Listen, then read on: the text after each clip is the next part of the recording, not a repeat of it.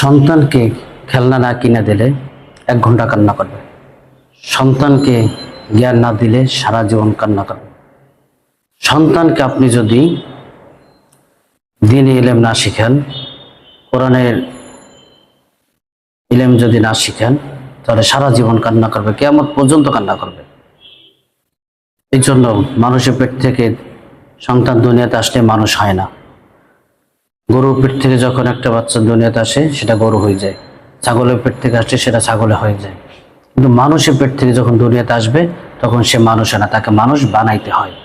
এই জন্য আল্লাহ রাব্বুল আলামিন পবিত্র কালামুল্লাহ শরীফে বলছেন, আর রহমান আল্লামাল কোরআন খলাকাল ইনসান।